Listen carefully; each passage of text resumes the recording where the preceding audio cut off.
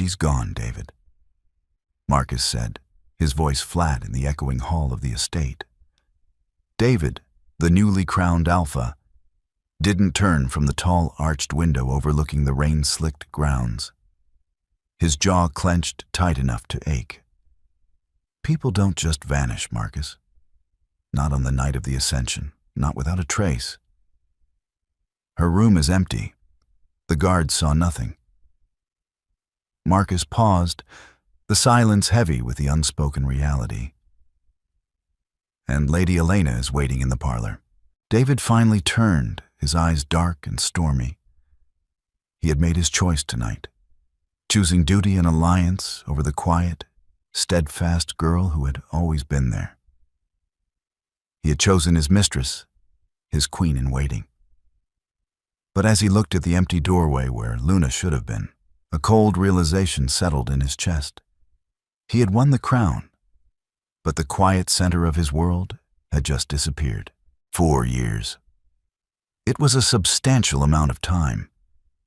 Yet in the grand, immortal stretch of a wolf's life, it should have been nothing but a blink.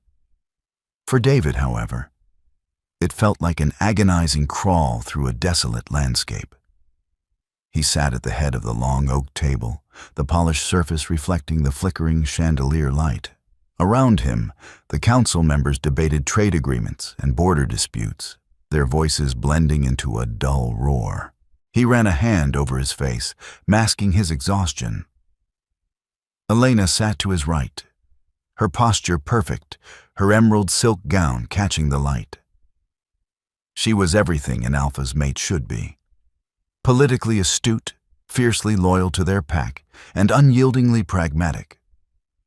They functioned flawlessly as a unit, a machine designed for leadership.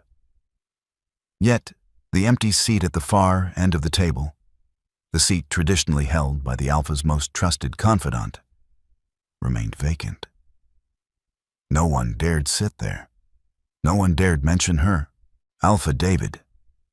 Silas, the elder of the Northern Territory, spoke, drawing his attention. The issue of the rogue incursions near the Whispering Woods needs immediate address. They are growing bolder. David straightened, forcing his mind back to the present. We increase patrols. Send Marcus with a detail to reinforce the northern border. I want a report by tomorrow evening. There is something else, Silas added, his rheumy eyes studying David carefully. A new pack has established a settlement just beyond the eastern ridge. They claim neutral territory, but their presence is unsettling. A new pack, Elena intervened, her brow furrowed. That land has been barren for decades. Who is leading them? They call themselves the Cinder Crest, Silas replied. Their alpha is reclusive. We only deal with an emissary, a woman who is remarkably adept at negotiations. David felt a strange, inexplicable pull in his chest. A prickle of awareness, like the static before a thunderstorm. An emissary? Yes. She secured the water rights to the Silver River last week without yielding a single acre of their claimed land. Silas chuckled, a dry, raspy sound. She is formidable, quiet but sharp. The description shouldn't have meant anything. Yet, the air in the room suddenly felt suffocatingly tight. David stood abruptly, his chair scraping loudly against the stone floor. The council fell silent. Set up a meeting, David commanded, his voice tight. I want to meet this emissary. Elena placed a hand on his arm. David, is that necessary? We can send a diplomatic envoy. He pulled his arm away, perhaps a fraction too quickly. No, I will handle this. He strode out of the council chamber, needing the cool night air. The estate gardens were quiet, the scent of blooming night jasmine heavy in the air. But underneath it, faint and almost imagined, he thought he caught a trace of pine and rain, a scent he hadn't smelled in 4 years. He shook his head, chastising himself for the foolish hope. Luna was gone. She had taken his rejection, his choice of Elena, and disappeared without a word, leaving only a folded silver necklace on her vanity. He touched his chest, feeling the familiar weight of the chain beneath his shirt. He had spent the first years searching relentlessly, tearing through neighboring packs and rogue camps, but she had vanished perfectly, as if she had never existed. Now, a new pack, a quiet, formidable emissary. It was a desperate leap of logic, a fool's hope. But as he looked out toward the eastern ridge, silhouetted against the moonlight, he knew he had to know. He wouldn't find peace until he saw her face. The meeting point was an old stone bridge crossing the Silver River, a natural border between their territories. The morning was crisp, the mist clinging to the rushing water below. David stood with Marcus and 2 guards, the tension rolling off him in waves. He had insisted on a small detail, wanting to keep the encounter as low-key as possible. Across the bridge, 3 figures emerged from the tree line. 2 large, imposing wolves flanked a slender woman, wrapped in a heavy, dark green cloak. The hood was pulled low, obscuring her features, but the way she walked, graceful, deliberate, making no unnecessary sound, sent a jolt of electricity straight to David's core. As they reached the center of the bridge, the 2 groups stopped, a respectful distance apart. The river roared beneath them, filling the silence. "Alpha, David," the woman spoke. Her voice was calm, melodic, yet carrying a weight of authority that hadn't been there before. It was her. David's breath hitched. He couldn't speak. He couldn't move. 4 years of anger, sorrow, and desperate searching culminated in this single moment. She reached up and slowly pushed the hood back. Luna looked different. The softness of her youth had been replaced by sharp, defined features. Her eyes, once warm and yielding, were now guarded, holding a quiet strength that dared him to challenge her. She wore no pack markings, only simple, practical leather armor beneath the cloak. "Luna," Marcus whispered beside him, shock evident in his tone. "It is Emissary Luna now," she corrected softly, her gaze locked on David. There was no hatred in her eyes, no lingering sorrow, just a terrifying, hollow neutrality. "You're alive?" David finally managed to say, the words tasting like ash. You joined another pack." "I found a family," she replied evenly. "And I am here to negotiate the boundaries of our territory, Alpha David." He flinched at the formal title. "Luna, where have you been? Why did you run?" "I didn't run," she said, her chin lifting slightly. "I left. There was no place for me here after the ascension. You made your choice." "I searched for you," he insisted, taking a step forward.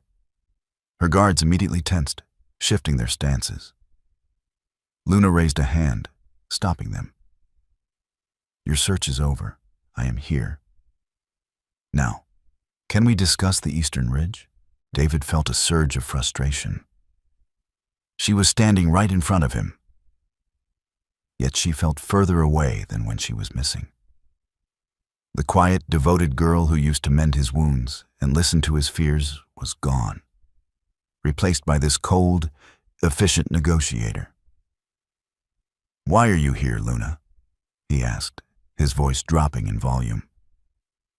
"Of all the places in the world, why settle so close to my territory?"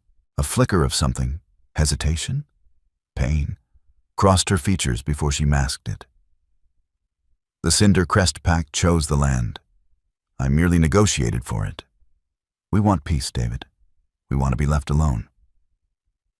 You expect me to just pretend the last 4 years didn't happen?" I expect you to act like the alpha you fought so hard to become, she countered, her words carrying a sting. Focus on your pack. Focus on your mate. The mention of Elena felt like a physical blow.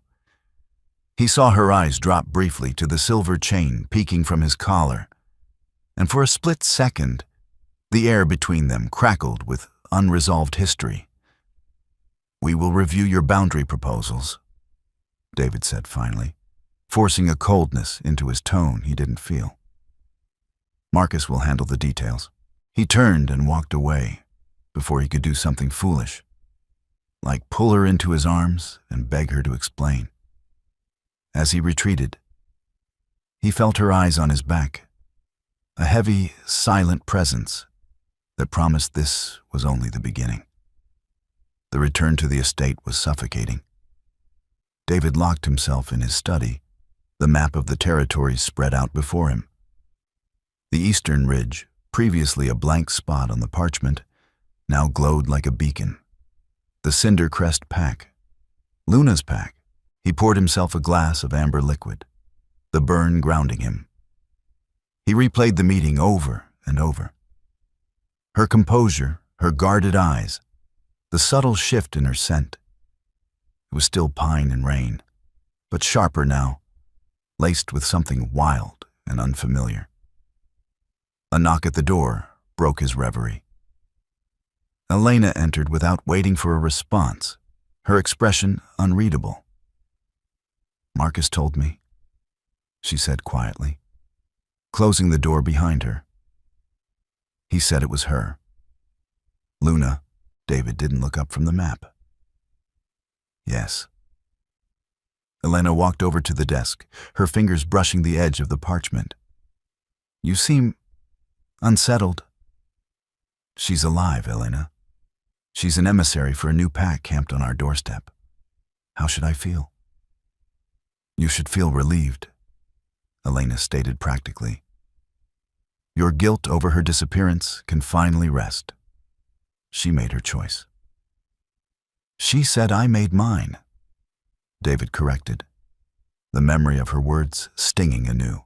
Elena sighed, a sound of practiced patience. "You did what was necessary for the pack.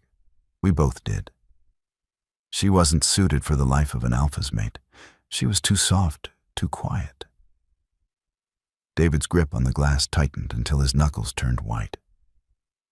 "She wasn't soft. She was strong in ways you couldn't understand." The silence in the room grew heavy, the unspoken tension vibrating between them. Elena was his mate in name and strategy, but the bond that should have tethered their souls had never fully formed. It was a functional alliance, a political necessity. "Are you going to let her presence disrupt us, David?" Elena asked, her voice dangerously calm. "Because if you are, I need to know." "No," he lied, finally looking at her. "It changes nothing." But it changed everything. Later that night, unable to sleep, David found himself walking the halls of the estate. His feet carried him unconsciously toward the west wing, toward the room that had been kept locked and untouched for 4 years. He paused outside the heavy oak door. He shouldn't go in. It was a shrine to a ghost he needed to lay to rest. But his hand reached for the handle, turning it with a soft click. The room smelled faintly of dust, but beneath it, the lingering scent of her was still there. Her books were neatly stacked on the desk, her favorite knitted throw draped over the reading chair. It was exactly as she had left it the night of the ascension. He walked over to the small vanity. This was where she had left the silver necklace, the one he had given her when they were just pups. It was a symbol of his promise to protect her. A promise he had broken. He opened the top drawer, intending to close it quickly, but something caught his eye.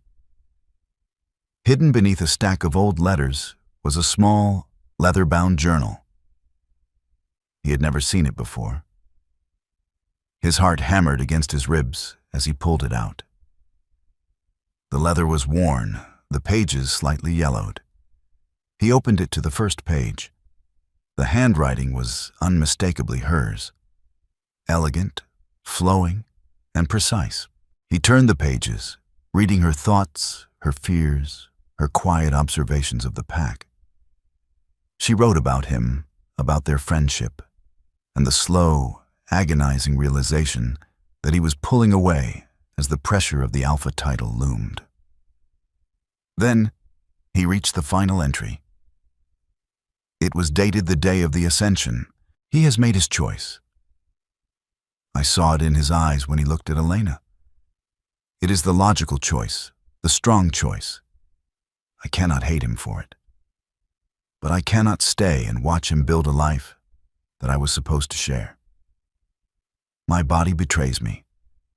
The sickness, I thought, was just stress. The healer confirmed it today. David's breath stopped. The words blurred before his eyes. He forced himself to read the final line. I am leaving. Not just for my sanity, but for the life growing inside me. He needs a strong Alpha, not a weak, rejected Luna. I will disappear. It is the only way to protect our child. The journal slipped from his fingers, hitting the floor with a dull thud. A child. Luna hadn't just vanished because of a broken heart. She had vanished to protect his child. And for 4 years, he had been completely, blissfully unaware. The air in the room vanished, leaving him gasping in the suffocating silence of his own making. The dull thud of the journal hitting the floorboards seemed to echo in the silent room for hours. David remained paralyzed, the air trapped in his lungs burning. A child. His child. The revelation tore through the carefully constructed reality he had maintained for 4 years, shredding the narrative that Luna had simply left because she could not bear to see him with Elena. She had left to protect a life he hadn't even known he had helped create. He sank to his knees, his hands trembling as he carefully picked up the worn leather book. He traced the faded ink of her final entry. The magnitude of her sacrifice pressed down on him, a physical weight that threatened to crack his ribs. While he had been securing alliances, managing borders, and playing the dutiful mate to a woman he respected but did not love, Luna had been navigating pregnancy, childbirth, and survival in the wilderness. Completely alone. The first light of dawn began to creep through the heavy velvet curtains, casting long gray shadows across the room. David didn't remember standing, nor did he remember walking back to his own chambers. When he finally emerged for the morning meal, his face was a mask of cold, unyielding stone. Elena was already seated at the polished mahogany table, sipping tea from a delicate porcelain cup. She looked up as he entered, her sharp eyes immediately cataloging the dark circles beneath his eyes and the rigid set of his shoulders. "You look as though you haven't slept, David," she observed, her tone polite but probing. "Is the matter of the new pack still troubling you?" "It is a complex situation," David replied, his voice rough. He poured himself black coffee, ignoring the lavish spread of food. Their proximity requires careful handling. "Marcus is more than capable of managing the border negotiations," Elena said smoothly. She set her cup down, the clink loud in the quiet dining hall. "Unless there is another reason you are so deeply invested in this particular emissary?" David met her gaze. For the first time in their 4-year union, he felt a genuine spike of resentment toward her. It was irrational. She had done nothing wrong. She was merely playing the role they had both agreed to. But sitting across from her, harboring the secret of his hidden child, the emotional chasm between them felt insurmountable. "My investment is in the security of this pack," he stated flatly.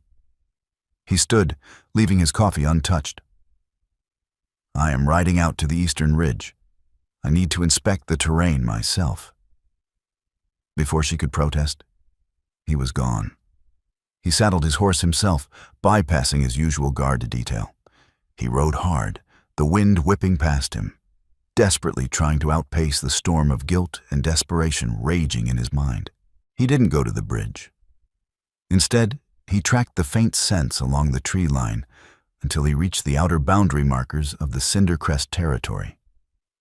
He barely had time to dismount before 3 massive wolves emerged from the dense undergrowth, their teeth bared, low growls vibrating in their chests.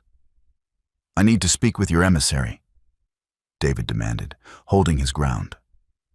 Now, the wolves didn't move. A long, tense moment passed before the brush parted further, and Luna stepped into the clearing.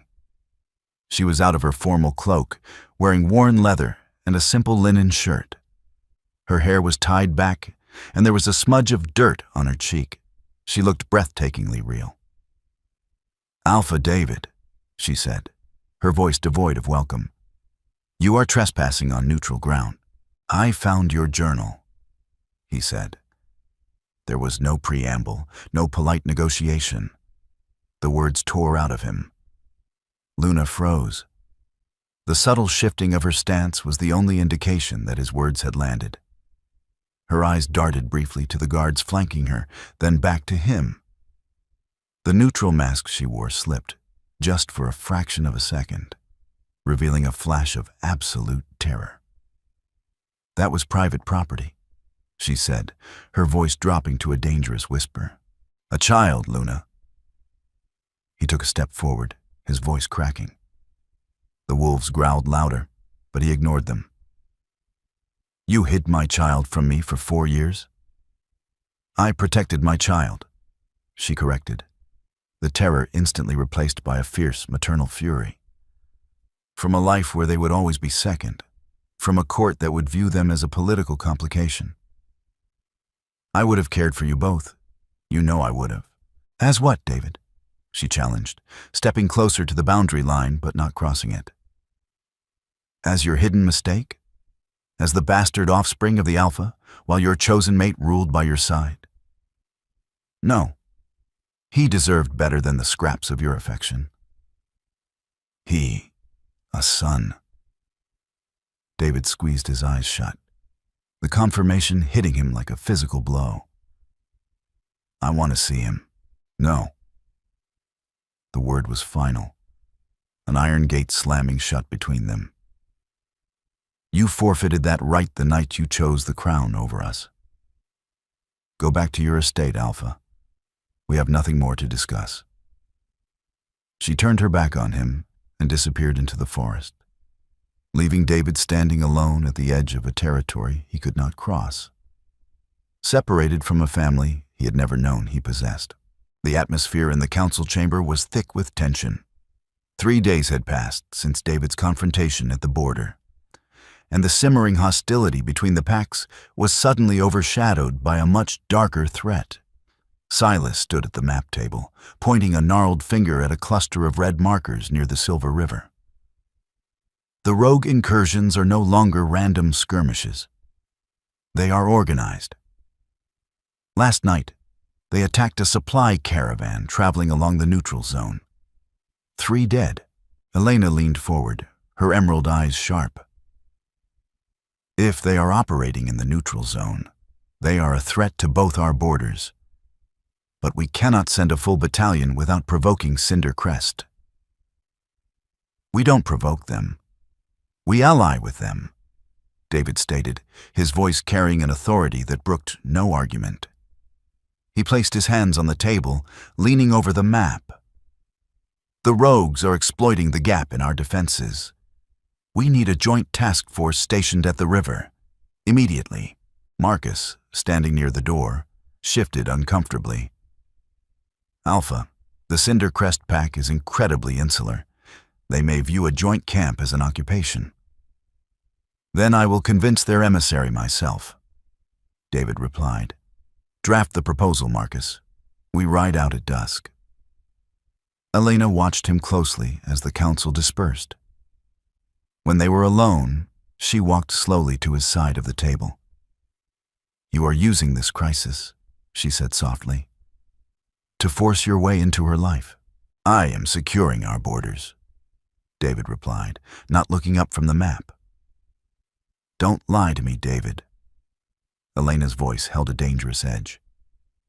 Ever since she returned, you have been erratic, distracted. If this is about unresolved guilt, you need to bury it. A leader cannot afford to be compromised by ghosts. This is not about ghosts, Elena. It is about survival. It was a half-truth, but it was the best he could offer. He couldn't tell her about the boy. The political fallout would be catastrophic, and worse, it would put a target on his son's back. By nightfall, the temporary camp was established near the roaring waters of the Silver River. The tension between the two factions was palpable.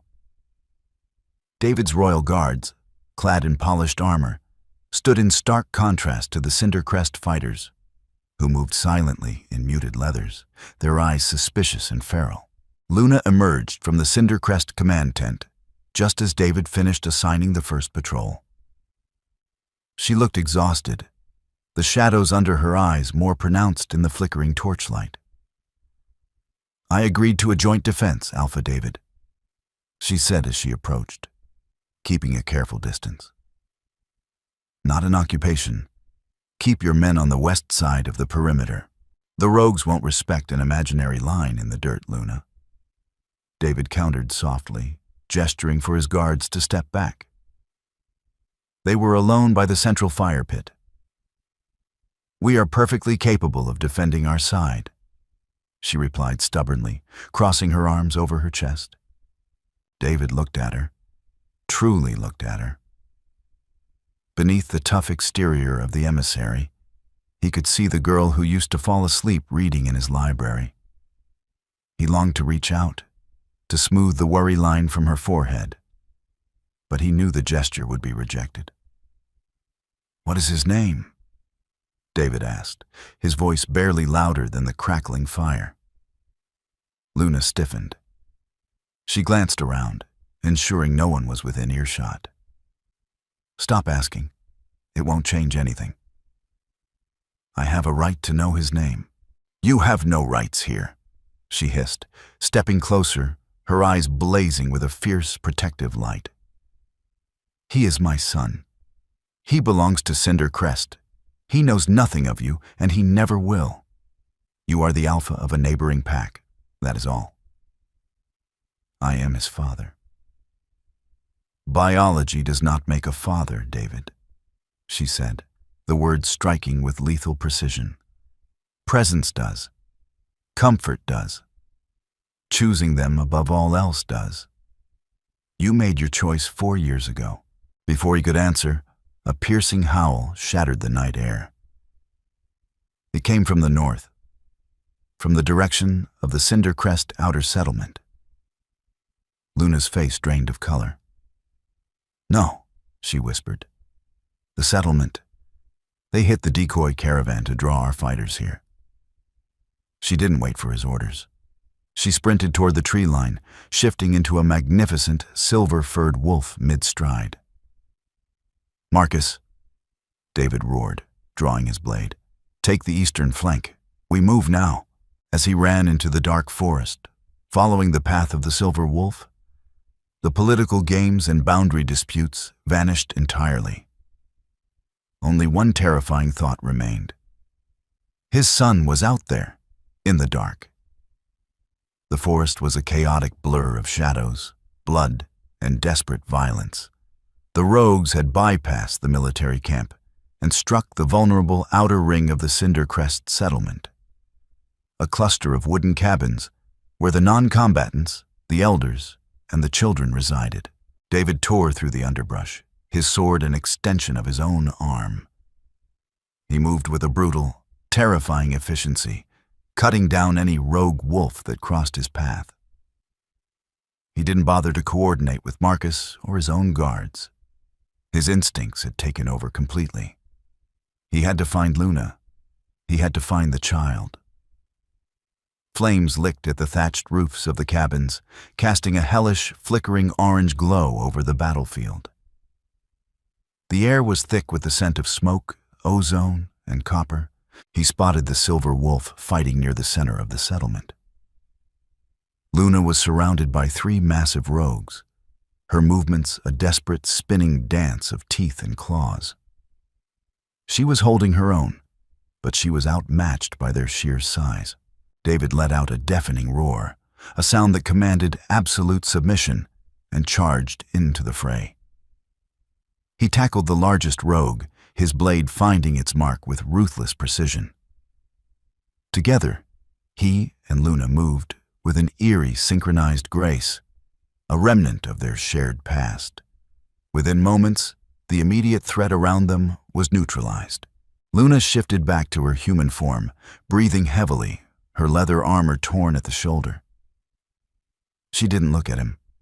Her panicked eyes were scanning the burning cabins.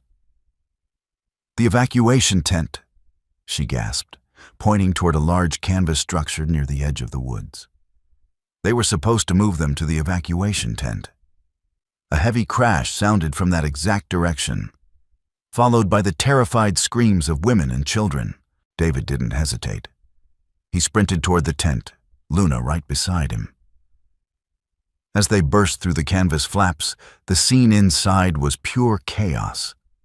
A massive rogue had broken through the rear wall, cornering a group of huddled figures. The rogue raised a heavily clawed hand, preparing to strike the closest target. A small figure crouched defensively over an even smaller bundle.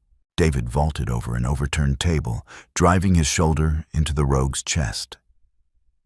They crashed through the side of the tent, rolling out into the muddy, rain-soaked earth. The fight was brutal and short. Driven by a primal, protective fury he had never known, David subdued the attacker, leaving him unconscious in the dirt. Chest heaving, chest covered in mud and ash, David turned back toward the torn opening of the tent. The smoke was clearing slightly. Luna was already inside, kneeling on the ground. She had her arms wrapped tightly around a small child, her face buried in his dark, messy hair. She was murmuring frantic, soothing words, checking him for injuries. Slowly, David approached. The rest of the battle seemed to fade into a dull, distant ringing. His heart hammered against his ribs, a frantic, painful rhythm. Sensing his approach, the little boy pulled his face away from his mother's shoulder and peered over her arm. David stopped dead in his tracks. The boy looked to be about 3, maybe 4 years old. He had Luna's soft jawline and her stubborn chin. But as the child looked up at him, the flickering firelight caught his eyes. They were a deep, turbulent gray, the exact color of a storm rolling over the mountains, the exact color of David's own eyes. The child blinked, his little brow furrowing in confusion as he stared at the tall, bloodied man standing before them. "Mama," the boy whispered, his voice trembling slightly. "Are the bad men gone?" "Yes, Leo," Luna choked out, her tears finally spilling over, mixing with the soot on her cheeks. She pulled him tighter against her chest, shielding him from view. "The bad men are gone. You're safe." "Leo." David fell to his knees in the mud, unable to support his own weight. He stared at the small, terrified boy who held his eyes, his blood, his legacy. The silence between the 3 of them was louder than the battle raging in the distance. The secret was out in the open, raw and undeniable, shifting the very foundation of their world. The smoldering ruins of the outer settlement cast long, jagged shadows across the muddy ground. The heavy rain had finally reduced the raging fires to thick plumes of white smoke, leaving behind a bitter chill that settled deep into the bones.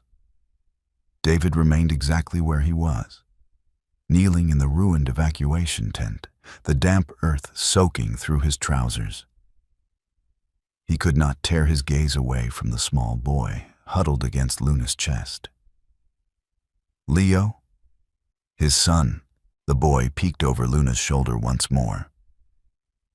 His tempestuous gray eyes wide with lingering fear, yet shimmering with an innocent curiosity. He looked at David not as a powerful alpha, nor as a stranger, but simply as the man who had stopped the monster in the dark.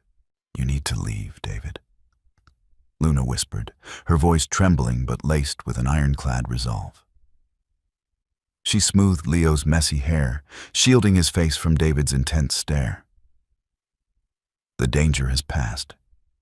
Your men are securing the perimeter. Go back to your camp."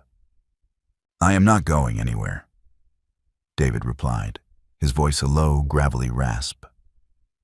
He slowly rose to his feet, his massive frame dominating the torn space of the tent.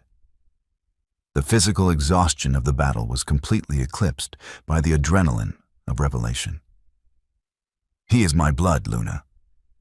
You can no longer pretend otherwise. The truth is standing right here in the ash. He is a child, not a piece of territory to be claimed," she shot back, her eyes flashing with a fierce maternal warning. "He does not know you. To him, you are just a soldier. Do not confuse him. Do not break his world just because yours has suddenly shattered." David took a slow breath, forcing his primal instincts to quiet down. She was right. He could not simply march in and demand a father's place after 4 years of absence, regardless of the deception that kept him away. "I will not frighten him," David promised softly, his tone completely devoid of its usual command. "But I am not leaving this settlement. Not tonight. Not tomorrow." Before Luna could argue further, the sound of heavy boots sloshing through the mud interrupted them. Marcus appeared at the torn entrance, his armor streaked with soot and blood. He took in the scene, David's rigid posture, Luna's defensive crouch, and the small boy with eyes that perfectly mirrored his alpha's. Marcus froze, the unspoken realization hitting him with the force of a physical blow. "Alpha," Marcus said carefully, averting his eyes from the child out of respect. "The rogues are dead or scattered. But there is a complication. An escort has just arrived at the perimeter. Lady Elena is here." David's jaw tightened. The collision of his two worlds was happening faster than he could control. He looked at Luna, seeing the immediate spike of anxiety in her posture. "Keep the healers moving," David ordered Marcus, his eyes never leaving Luna. "And bring my mate to the command tent. Keep her away from the civilian perimeter." By the time the sun began to breach the horizon, painting the smoky sky in a bruised shades of purple and gray, the command tent was a suffocating space. Elena stood near the center table, her immaculate traveling cloak entirely out of place amidst the mud and blood. She looked flawlessly composed, but her emerald eyes were sharp, missing nothing. "A rogue attack on a neutral settlement," Elena began, her voice crisp and cool in the tense air. "And the Alpha King himself abandons his guard to play the hero in the dirt. You are covered in blood, David." "It is handled," David said, washing his hands in a tin basin. The water turned a murky crimson. "Why did you leave the estate? It is not safe here." "I came because my husband is acting recklessly," Elena replied, stepping closer. "And because rumors travel faster than horses. Silas sent a missive the moment you left. He claims you are jeopardizing our pack's security for a phantom." "Silas oversteps," David growled, turning to face her. "Does he?" Elena challenged quietly. She walked past him, parting the tent flap just a fraction to look out into the recovering camp. "Because from where I stand, it appears you are willing to burn down the alliances we built for the sake of the Cinder Crest emissary." She paused, her gaze locking onto something in the distance. Through the gap, she could see the medical triage area. Luna was there, bandaging a wounded fighter. Standing right beside her, holding a roll of clean linen, was a small boy with dark hair. Elena went incredibly still. The silence in the tent stretched until it felt fragile, ready to shatter.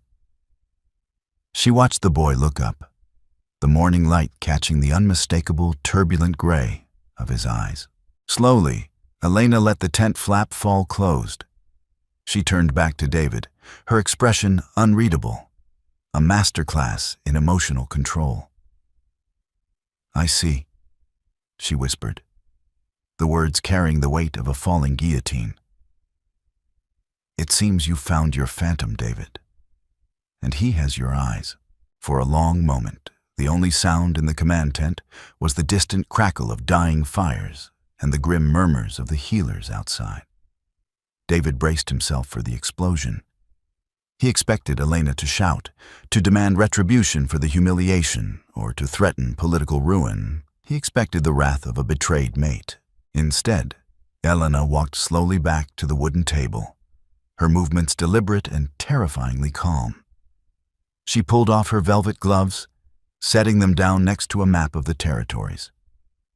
"A child," Elena stated, her voice devoid of any theatrical emotion. "An heir, hidden away for 4 years while we spent countless nights debating the succession line."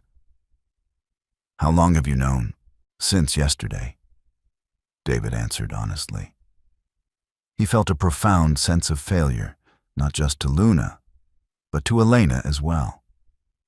He had dragged her into a life built on a foundation of secrets. "I found her journal. She left on the night of the ascension to protect him." Elena's lips pressed into a thin line. She looked down at the map, tracing the river boundary with a manicured fingernail. "She protected him from me. She assumed I would view a bastard child as a threat to my own future offspring. A political complication." "She was terrified, Elena.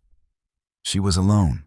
"She was remarkably astute," Elena corrected, looking up.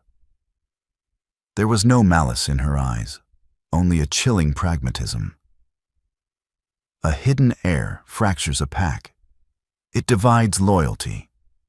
Silas and the traditionalists would have torn the child away from her, and they would have used him to manipulate you. She made the tactically sound choice. David stared at her, genuinely surprised by her cold, analytical assessment of the situation. "You are not angry." "Oh, I am furious, David," Elena said, her voice dropping to a dangerous register. "But my anger is not directed at a mother protecting her cub. It is directed at the fools who believe they can manipulate my court." She reached inside her heavy cloak and produced a sealed leather tube. She tossed it onto the table. It landed with a heavy thud.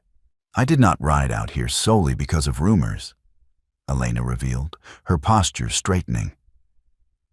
"I came because I found a discrepancy in the northern trade ledgers. The rogue incursions? They were not random. They were heavily funded. Someone has been paying mercenaries to destabilize the border, specifically targeting the Cinder Crest territory." David felt a cold dread pool in his stomach. He stepped forward, breaking the wax seal on the tube and pulling out the tightly rolled parchment. His eyes scanned the names, the dates, the movement of silver. "Silas," David breathed, the betrayal burning hot in his throat. He wanted the Silver River access, and he despised the idea of a new, progressive pack settling on our borders. Elena explained smoothly. "He orchestrated the attacks to wipe them out, knowing you would be too distracted by the emissary to see the trap. He hoped she would die in the crossfire." The realization that his own elder had arranged an attack that nearly killed his son sent a blinding wave of rage through David. His eyes flashed a brilliant, unnatural gold. "I need to speak with her," Elena said suddenly, breaking through his rising fury. David blocked her path instantly. "No, you will not go near them." Elena offered a sharp, humorless smile. Do not mistake me for a jealous maiden, David. I am the lady of this pack, and I am about to offer her something you cannot. Without waiting for his permission, Elena moved past him, leaving the tent. David followed closely, his muscles coiled, ready to intervene. Elena walked straight through the mud toward the triage area. The Cinder Crest fighters tensed, their hands dropping to their weapons, but Elena ignored them entirely. Luna stood up as Elena approached, instinctively stepping in front of Leo, shielding him from the regal woman in the immaculate cloak. The two women stared at each other, a silent collision of two vastly different worlds. Emissary, Elena said, her tone perfectly polite. Lady Elena, Luna replied, her voice steady, though her hands trembled slightly against her sides. I will not waste time with pleasantries, Elena said quietly, ensuring her voice did not carry past the immediate circle. Your son is in danger. The attack tonight was orchestrated by a member of our own High Council, Silas. Luna's eyes widened in shock. Your own people? Politics is a bloody game, Elena said dismissively. Silas will be executed for treason by nightfall. But the traditionalists in the pack will not easily accept a suddenly discovered heir. Nor will they accept an alpha whose focus is hopelessly divided. Elena stepped half a pace closer, her emerald eyes boring into Luna's. David's heart has always been a ghost town. I knew that when I married him. We are a brilliant alliance, but we are not mates. I will not rule beside a king whose soul is buried in the woods. Luna blinked, completely disarmed by the raw, pragmatic truth. What are you saying? I am stepping down, Elena declared softly, the magnitude of the words hanging heavy in the damp air. I am dissolving the mating bond on grounds of unresolvable differences. I will return to my father's territory in the south with my dignity intact. But I require a guarantee. What guarantee? Luna asked, her grip on Leo's shoulder tightening. That you will not let the council tear him apart, Elena said, glancing briefly at David, who stood frozen in shock. He is a good leader, but he is a fool when it comes to you. If you are going to take my place, emissary, you must ensure the pack does not fracture. You must rule them, not just hide from them. Elena didn't wait for an answer. She offered a single, graceful nod, turned on her heel, and walked back toward her waiting carriage, a queen dictating her own flawless exit. The execution of Silas was swift, devoid of ceremony, and absolutely terrifying. David did not delegate the task. He stood before the assembled elders and the remaining royal guard, the damning ledgers laid bare for all to see.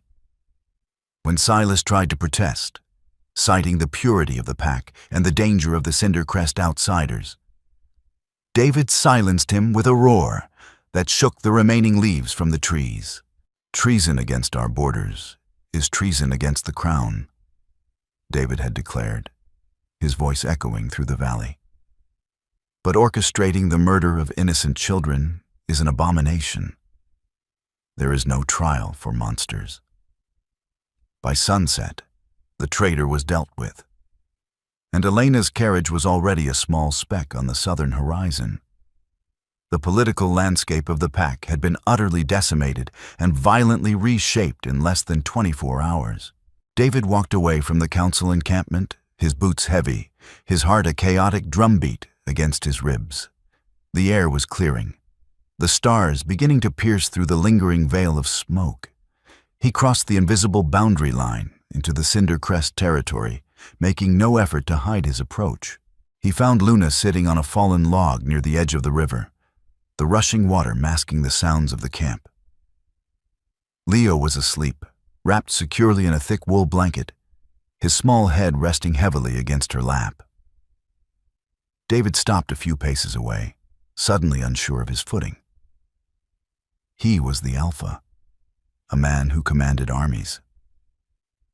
Yet standing before this woman and the sleeping child, he felt entirely powerless. "Is it done?" Luna asked quietly, not looking up. She continued to stroke Leo's dark hair, her touch impossibly gentle. "Silas is gone," David replied. "And Elena, she has left. The bond is being formally dissolved."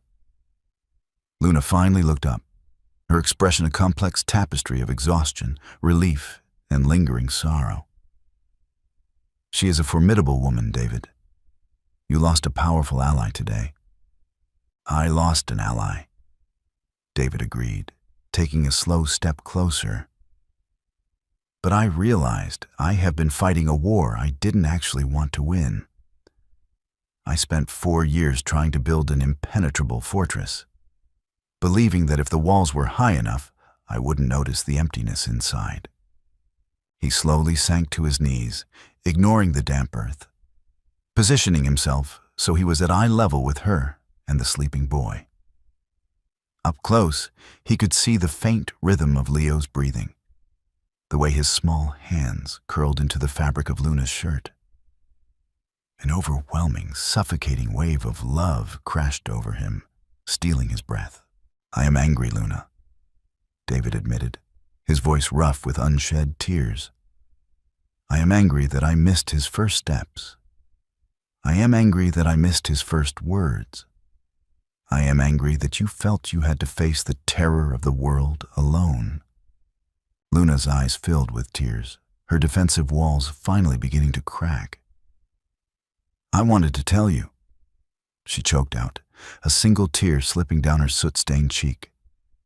"Every day, I looked at him and saw you.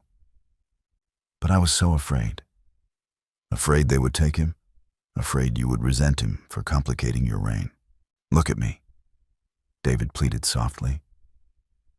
He reached out, his large, calloused hand hovering just inches from her face, waiting for permission. Slowly, Luna leaned into his palm. He closed his eyes at the contact, the warmth of her skin grounding him in reality. "There is no reign without you," David said, opening his eyes to meet hers. "I do not want to force you into a court you despise. I do not want to tear Leo from the family he knows. So, I am giving you a choice." He reached to his collar and unfastened the heavy gold pin that marked him as Ghost Alpha King. He laid it gently on the log beside her.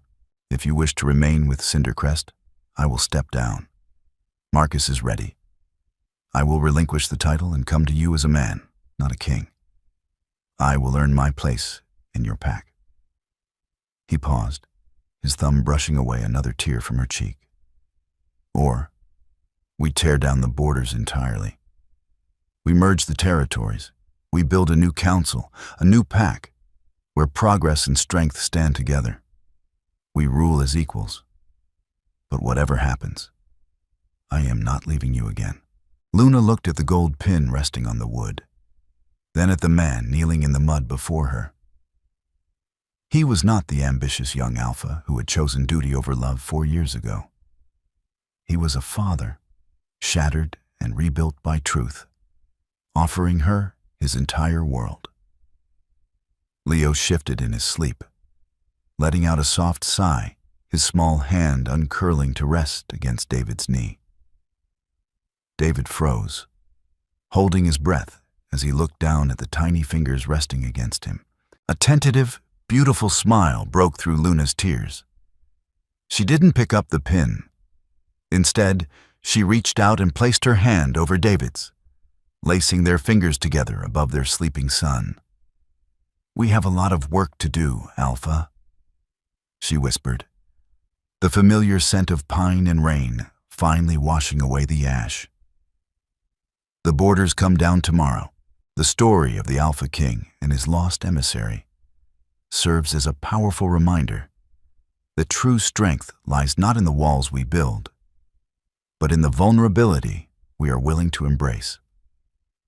David and Luna's journey from heartbreak to a fractured reunion, highlights the enduring power of family, the heavy cost of political ambition, and the profound courage it takes to forgive. They dismantled a broken system to forge a new legacy, proving that sometimes you must lose everything to discover what is truly worth fighting for. If you enjoyed this cinematic journey of secrets, sacrifice, and redemption, please consider leaving a like, sharing the story with fellow fiction lovers, and subscribing for more immersive, dramatic tales. Your support helps bring more thrilling worlds to life.